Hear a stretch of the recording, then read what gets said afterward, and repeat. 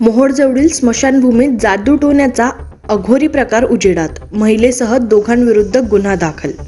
मोहोळ तालुक्यातील टाकळी सिकंदर सारख्या पट्ट्यात स्मशानभूमीमध्ये जादूटोणा करणी भानामतीच्या नावाखाली अघोरी प्रकार उजेडात आला असून या प्रकरणी एक महिलेसह दोघा जणांविरुद्ध जादूटोणा प्रतिबंधक कायद्याखाली मोहोळ पोलिसांनी गुन्हा दाखल केला आहे। मनीषा बबन खांडेकर आणि ज्ञानेश्वर लोंढे अशा या गुन्ह्यातील आरोपींचे नावे आहेत। या घटनेमुळे टाकळी सिकंदर गावासह आसपासच्या भीमा नदीकाठच्या गावांमध्ये भोड्या बाबड्या ग्रामस्थांमध्ये भीतीचे वातावरण निर्माण झाले आहे। या संदर्भात याच गावात राहणाऱ्या सीमा सिद्धेश्वर पर्वतराव यांनी दिलेल्या फरियादीनुसार काही दिवसांपूर्वी सीमा यांच्या मुलाने दारूच्या नशेत मनीषा खांडेकर हिला शिवीगाळ केली होती।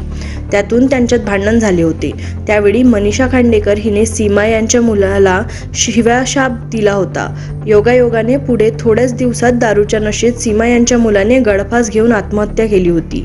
या घटनेमुळे सीमा पर्वतराव यांना मनीषा खांडेकर ही जादूटोणा करीत असल्याचा संशय आला। त्यांनी तिला जाब विचारत, तू जादूटोणा आणि करणी भानामती करतेस, त्यामुळेच माझ्या मुलाचा जीव गेला असा आरोप करून वाद घातला होता।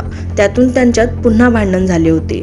याच पार्श्वभूमीवर मनीषा खांडेकर आणि तिचा साथीदार ज्ञानेश्वर लोंढे हे दोघे सीमा पर्वतराव यांच्यासह वैर असलेल्या अन्य ग्रामस्थांची छायाचित्रे गोळा करून गावातील स्मशानभूमीमध्ये नेली आणि त्या सर्व छायाचित्रांवर सर्व संबंधितांचा व्यवसाय बुडावा, त्यांचे आर्थिक नुकसान व्हावे अशा आशयाचा मजकूर लिहून सर्व छायाचित्रे जाळली आणि राख एका टोपलीमध्ये भरून त्यात मांस, लिंबू, काळा दोरा आदी जादूटोणा करण्याची साहित्य ठेवून अनिष्ट जादूटोणा करणी धरणीसारखी अघोरी कृत्य केले। गावकऱ्यांनीच हा प्रकार उजेडात आणला।